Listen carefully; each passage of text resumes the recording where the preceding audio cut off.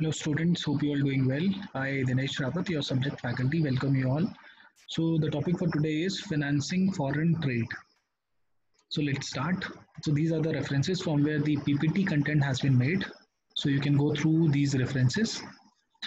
So starting with financing foreign trade. So basically इसमें जो भी foreign trade होता है, international trade, उसके लिए financing के लिए क्या क्या important आप कह सकते हैं डॉक्यूमेंट्स हैं या फिर क्या क्या इंपॉर्टेंट प्रोसीजर्स हैं, सो वो हम डिस्कस करेंगे. सो जब भी हम फॉरेन ट्रेड की बात करते हैं तो उसमें इंपोर्टर एंड एक्सपोर्टर आते हैं, तो उनकी ट्रांजैक्शन को कन्वीनियंट बनाने के लिए क्या क्या गवर्नमेंट करती है और क्या क्या फैसिलिटीज बैंकिंग सिस्टम प्रोवाइड करता है वो डिस्कस करते हैं. So as you can see, when an importer buys goods from a foreign country or an exporter sells goods, जो चाहे इंडियन इंपोर्टर है या चाहे इंडियन एक्सपोर्टर है, अगर वो सेल कर रहा है या बाय कर रहा है, so no movement of currency from one country to another need to be generated. Hard currency कोई पेमेंट नहीं होती है हार्ड करेंसी में, instead transactions are settled through the banking system.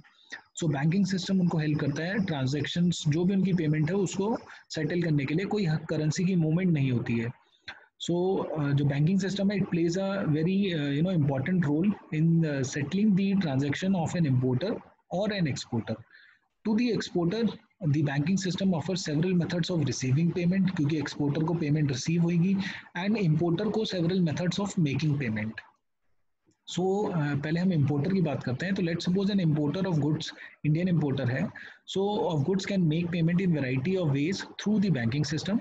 But whatever method, चाहे वो कोई भी method हो, अल्टीमेटली इफेक्ट जो होगा, नेट इफेक्ट वो होता है कि जो जिस बैंक से वो पेमेंट करता है उस बैंक के जो फॉरेन करेंसी बैलेंस है वो डिक्रीज होता है, एंड जिस फॉरेन बैंक को जो पेमेंट होती है उस बैंक का जो रुपी बैलेंस है वो इंक्रीज हो जाता है.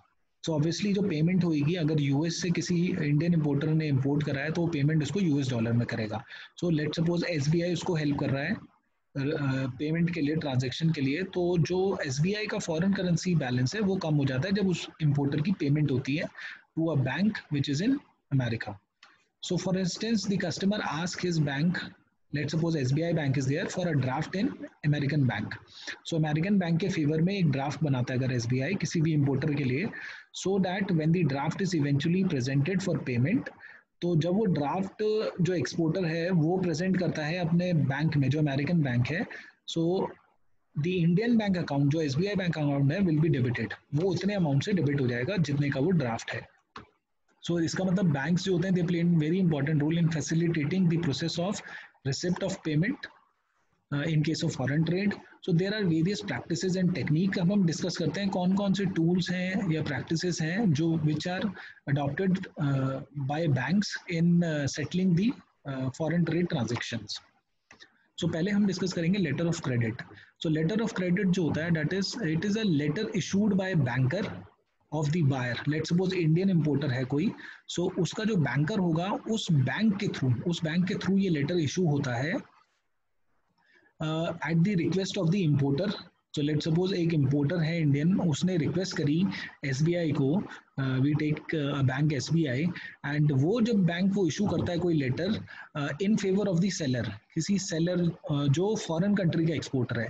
सो लेट सपोज अमेरिका से कोई एक्सपोर्टर है तो उसके फेवर में कोई लेटर जब इशू करा जाता है इंडियन बैंक के द्वारा on the request of the importer, Indian importer, and informing him मतलब जो एक्सपोर्टर है फॉरेन कंट्री का, दैट द इशूइंग बैंक जो एसबीआई है undertakes to accept the bills drawn in respect of exports made to the buyer specified therein. So ये letter जो होता है which is issued by the Indian bank on the request of Indian importer in the favour of an exporter, foreign country exporter, and informing that exporter that the issuing bank, that the Indian bank undertakes to accept the bills drawn in respect of the export, जो वो export करेगा importer को specified देयरइन, उसमें जो भी instruction है या जो भी उसमें रिक्वायरमेंट है उसको फॉलो करके. सो it is thus a return intimation from the banker issuing it, एक रिटर्न इंटीमेशन है from the Indian bank SBI या फिर कोई भी जो बैंक हेल्प कर रहा है इंपोर्टर को, that they have been instructed to open a credit for a certain amount of goods to be exported under certain terms and conditions. So it is thus a return intimation from the banker, जैसे जो Indian banker है SBI issuing it, जो उसको issue कर रहा है, that they have been instructed, the bank has been instructed to open a credit, एक credit open कर देते हैं for a certain amount of goods to be exported under certain terms and conditions. So एक return intimation है from the banker side that the bank has been instructed to open a credit in the favour of जो exporter है foreign country का for a certain amount of goods to be exported under certain terms and condition. So ये terms and condition है, अगर ये fulfil हो जाती है, सो जो बैंक है जिसने वो इशू करा है रिटर्न इंटीमेशन, जितने अमाउंट का वो अमाउंट क्रेडिट हो जाएगा जो एक्सपोर्टर है उसके बैंक में, उसके बैंक अकाउंट में। The importer at whose request, जो इंडियन इम्पोर्टर है जिसकी रिक्वेस्ट पे letter of credit is issued is called the applicant, the exporter is called the beneficiary जो फॉरेन एक्सपोर्टर है, एंड द बैंकर जो है that is called the issuing bank, and the banker is called the issuing. So when to use the letter of credit? In circumstances where the exporter has no previous experience of dealing with the importer or has no reliable information on financial standing and credit worthiness of the importer. So generally जब भी जो importer होते हैं वो they are they are very well known to exporter. अगर in case ऐसी situation होती है कि जिसमें एक्सपोर्टर को कोई एक्सपीरियंस नहीं है ट्रेड करने का विद इम्पोर्टर, और इम्पोर्टर की कोई इंफॉर्मेशन भी नहीं है, उसके पास कोई फाइनेंशियल इंफॉर्मेशन ज़्यादा नहीं है, तो रिस्क आ जाता है एक, तो उस रिस्क को कवर करने के लिए लेटर ऑफ क्रेडिट तब यूज होता है। So this risk of uncertainty about conceiving payment is largely mitigated by securing a letter of undertaking from the banker of the importer. So अगर कोई bank on the behalf of importer undertaking they they, so जिस undertaking को हम कहते हैं letter of credit, तो जो exporter होता है उसका वो रिस्क जो होता है वो मिटिगेट हो जाता है।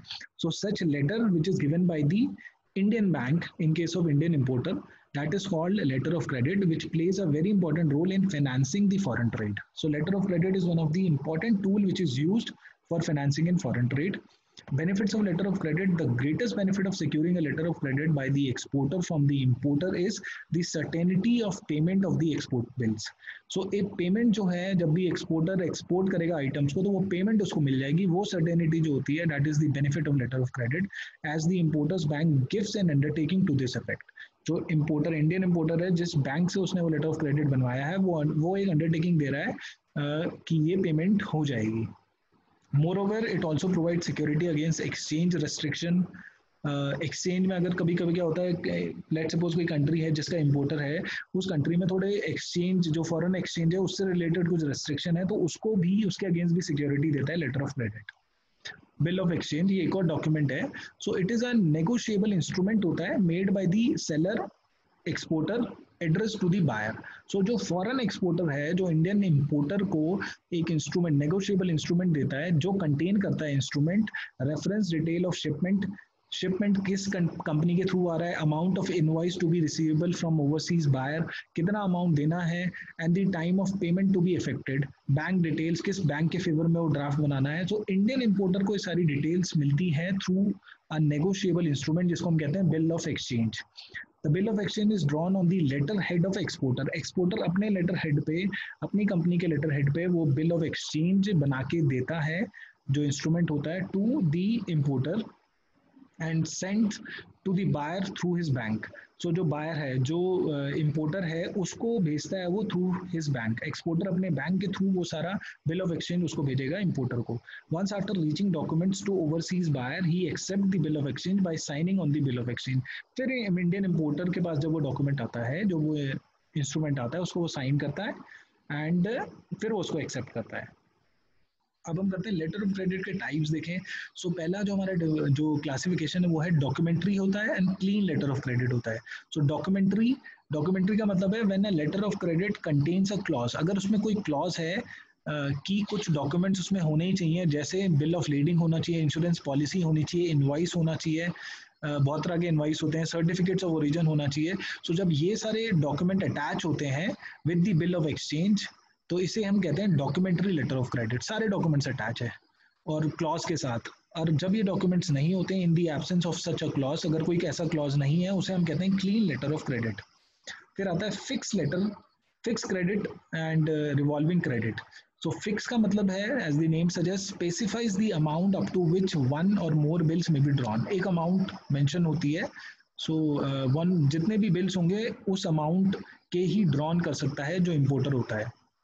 बट रिवॉल्विंग में देखा जाए तो total amount specifies the total amount up to which bills drawn may remain outstanding at a time. So and as soon as the bill is paid by the importer, another bill may be drawn by the exporter on the importer under same credit.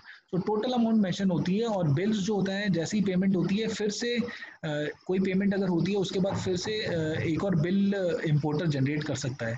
So when the total amount is fixed and the up to which one or more bills may be drawn, तो total fixed होती है, इतने के लिए ये bill draw कर सकता है, तो उसे कहते हैं फिक्स्ड. और रिवॉल्विंग होता है कि जो इंडिविजुअल जो बिल्स होते हैं उनकी टोटल अमाउंट फिक्स नहीं होती है. सो ये कुछ फैसिलिटीज़ है जो इंडियन गवर्नमेंट ने प्रोवाइड करी है.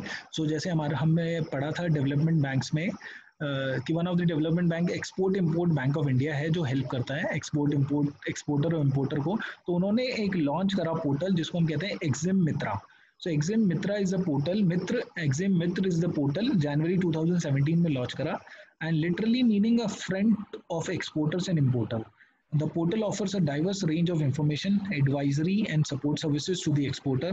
The portal offers trusted market intelligence, business tools, financing avenues to exporters, how to understand export, and avail trade financing option. So trade financing से रिलेटेड जो भी हेल्प चाहिए है एक्सपोर्टर को, वो एक्जिम मित्रा हेल्प करता है. तो ये पोर्टल इंट्रोड्यूस करा है एक्जिम बैंक ने, that is export import bank of India. So इसमें जब भी ये पोर्टल है आपका, इसमें आप जाते हैं तो आप इंस्टीट्यूशन सेलेक्ट कर सकते हैं जो आपको हेल्प करते हैं if you want to explore trade finance from the banks. तो बहुत सारे फाइनेंशियल इंस्टीट्यूशंस हैं जिसके बारे में आप चेक कर सकते हैं. सो क्या क्या डॉक्यूमेंट्स चाहिए आपको, तो कोई भी एक्सपोर्टर है या कोई भी इंपोर्टर है वो इस पोर्टल की हेल्प ले सकता है. सो नेक्स्ट हम देखते हैं ट्रांसपोर्ट डॉक्यूमेंट्स. तो ऑब्वियसली जब भी ट्रांसपोर्ट होता है, सो एन इंटरनेशनल ट्रेड में जो भी ट्रांसपोर्ट हो रहा है, अब वो it can be through land, water और एयर, और कॉम्बिनेशन ऑफ वन और मोर, किसी भी मोड के थ्रू हो सकता है. So the documents which are needed by the buyer and the seller for the normal commercial, जो भी डॉक्यूमेंट्स होते हैं उनको हम कहते हैं ट्रांसपोर्ट डॉक्यूमेंट्स. सो जो ट्रांजेक्शन होनी है उसके लिए जो डॉक्यूमेंट्स चाहिए उन्हें कहते हैं transport documents. One of the important aspect to be remembered with regard to any transport document it is that it must show the name of the carrier. So जो भी उसको कैरी कर रहा है उसका नेम जरूर होना चाहिए ट्रांसपोर्ट डॉक्यूमेंट में. तो transport document representing movement of goods by water, generally by water ocean और सी से हो रहा है. सो उसके लिए ट्रांसपोर्ट डॉक्यूमेंट चाहिए होता है. Transport document establish evidence and the terms of contract between. Transport document में सारी डिटेल्स होती है, टर्म्स ऑफ कॉन्ट्रैक्ट की, शिपर कौन है, ट्रांसपोर्टेशन कंपनी कौन सी है, एजेंट्स प्रोवाइडिंग और रिसीविंग द कार्गो कौन होगा, सारी details related to the transportation. A bill of lading is a formal receipt given by ship owners or their authorized agent confirming that the goods stated therein are shipped to a specific destination, specified destination on a specified date and vessel. So bill of lading एक तरह का transport document है जो हम discuss करेंगे. So transport documents वो हैं जो रिप्रेजेंट करते हैं movement of goods by water. Bill of lading एक तरह का ट्रांसपोर्ट डॉक्यूमेंट है. तो ट्रांसपोर्ट डॉक्यूमेंट आपने देखे जो documents which are needed by buyer and seller for their normal commercial. Bill of lading एक तरह का ट्रांसपोर्ट डॉक्यूमेंट है जब आप मूवमेंट ऑफ गुड्स होती है by water, that is ocean और सी, एंड ये एस्टेब्लिश करता है evidence in term of contract. तो इस बिल ऑफ लीडिंग के थ्रू जो भी टर्म्स ऑफ कॉन्ट्रैक्ट है वो उसमें डिटेल्स होती हैं. और bill of leading is a formal receipt होती है given by the ship owners, जो उसको जो ट्रांसपोर्ट ले जा रहे हैं, पूरा जो आइटम्स लेके जा रहे हैं, एंड टू दी इम्पोर्टर, जो भी इम्पोर्टर होंगे या जो भी रिसीव करेगा उसको एक रिसिप्ट प्रोवाइड करी जाती है, उसको हम कहते हैं bill of lading. So main function क्या है, एविडेंस ऑफ कॉन्ट्रैक्ट होता है ये of the affreightment as it contains detailed terms and condition of the carriage of goods. It is a receipt for goods, एक तरह से रिसिप्ट है. It is a declaration for having received the goods. So declaration हो जाता है कि ये goods deliver हो चुके हैं. It is a document of title to goods because it state that the goods are deliverable to the consignee और the order. So ये इसके बेसिक फंक्शंस हैं. ये फ्लो चार्ट से आप देख सकते हैं। तो पहले आप देख रहे हैं ये बायर है, लेट्स सपोज इंडियन इंपोर्टर है और ये फॉरेन एक्सपोर्टर है। सो इंडियन इंपोर्टर का जो बैंक होता है वो लेटर ऑफ क्रेडिट देता है जो एक्सपोर्टर है, फॉरेन जो एक्सपोर्टर है, सेलर उसको हम कह रहे हैं, तो उसको वो लेटर ऑफ क्रेडिट देता है। ये लेटर ऑफ क्रेडिट इसके पास आता है, देन ये चेक करता है कि यस ये अमाउंट जो है वो उसको ये वाला बैंक उसको देगा, और जो इंडियन बैंक है वो उसको एक तरह से गारंटी दे रहा है, letter of credit, that is undertaking दे रहा है कि yes the bank will make the payment जब आपका एक्सपोर्ट पहुंच जाएगा इंडियन इंपोर्टर के पास। सो ये जो फॉरेन एक्सपोर्टर है ये बिल ऑफ लीडिंग कंसाइनमेंट भेजता है शिपर को, शिपर बिल ऑफ लीडिंग उसको प्रेजेंट करता है कि ये बिल ऑफ लीडिंग है, ये आप अपने जो भी इंपोर्टर है उसको प्रोवाइड करवाइए। तो ये बिल ऑफ लीडिंग अपने बैंक्स को देता है। थर्ड स्टेप में आप देखते हैं, तो बिल ऑफ लीडिंग बैंक के पास जाएगा, bank bill of lading buyer का जो बैंक है, जैसे इंडियन बैंक से वो एसबीआई है, एसबीआई को प्रोवाइड करेगा, एसबीआई प्रोवाइड करेगा बायर को कि ये जो बिल ऑफ लीडिंग प्रोवाइड करा है ये शिपमेंट आने वाली है, ये आपका जो कंपनी है जो ट्रांसपोर्टेशन करेगी। सो ये ट्रांसपोर्ट डॉक्यूमेंट हो गया bill of lading. Letter of credit आ गया, फिर ट्रांसपोर्ट डॉक्यूमेंट बायर के पास आता है, बायर इसको एक्सेप्ट करता है, अपने बैंक को बताता है यस। फिर बायर का जो बैंक है एसबीआई, वो जैसे लेट्स सपोज अमेरिकन बैंक है उसको इंटीमेट करता है, अमेरिकन बैंक जब शिपमेंट पहुंच जाता है तो वो पेमेंट कर देता है सेलर को। सो बिल ऑफ लीडिंग, फिर बिल ऑफ लीडिंग जो शिपर है वो प्रोवाइड करता है और ये इसको एक्सेप्ट करता है, इस पर साइन कर देगा और उसको एक्सेप्ट करेगा। फिर हम बात करते हैं commercial documents. So the documents which are needed by the buyer and seller for the normal commercial transaction के लिए उन्हें कहते हैं commercial documents. So commercial document जो एक तरह से कमर्शियल इनवाइस की बात करते हैं हम कमर्शियल डॉक्यूमेंट में। जैसे हमने ट्रांसपोर्ट डॉक्यूमेंट में आपने देखा बिल ऑफ लीडिंग, उससे पहले लेटर ऑफ क्रेडिट जो एक तरह से अंडरटेकिंग होती है बाय द बैंक, और बिल ऑफ एक्सचेंज भी एक तरह का इंस्ट्रूमेंट होता है which is made by the exporter जो करता है, और ये होता है drawn on the letter head of the exporter. So उसके बाद लास्ट जो हमारा है दैट इज कमर्शियल डॉक्यूमेंट में कमर्शियल इनवॉइस। तो कमर्शियल डॉक्यूमेंट क्या है, which are needed by buyer and seller for the normal commercial transaction के लिए। Commercial invoice, the commercial invoice is a basic document in any trade. It is document of content कहते हैं इसको हम, because it generally contains all the information required for the preparation of the documents। क्या क्या documents आपको चाहिए, सारी documents की जो इन्फॉर्मेशन होती है वो होता है commercial invoice. So the main use of commercial invoice is to check whether the proper merchandise is shipped at a agreed price। ये इसका मेन यूज होता है।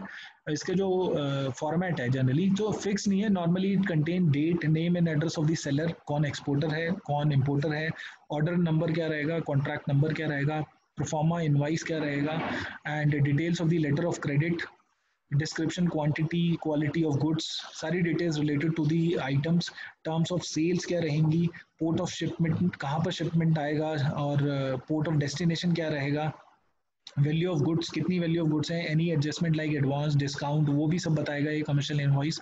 एंड शिपिंग मार्क्स और नंबर ऑन पैकेजेस, जो भी रिलेटेड थिंग है related to the commercial transaction.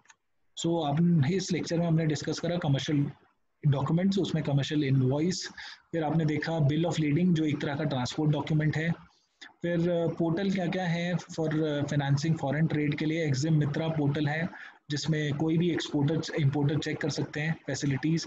फिर types of letter credit और लेटर ऑफ क्रेडिट क्या है, एक तरह से जैसे हमने डिस्कस करा था कि ये गारंटी होती है undertaking bye the bank that the following payment would be made to the exporter। So benefits हमने देखे, एंड बिल ऑफ एक्सचेंज जो एक तरह से इंस्ट्रूमेंट होता है जो एक्सपोर्टर को हेल्प करता है और एक्सपोर्टर के लेटर हेड पे बनाया जाता है, और जो सारी डिटेल्स बताता है कि क्या शिपमेंट होगी, कितना इनवॉइस रहेगा, एंड दी कौन शिपमेंट कर रहा है, बैंक डिटेल्स होंगी, सो बिल ऑफ एक्सचेंज होता है। So that is all for today, thank you so much.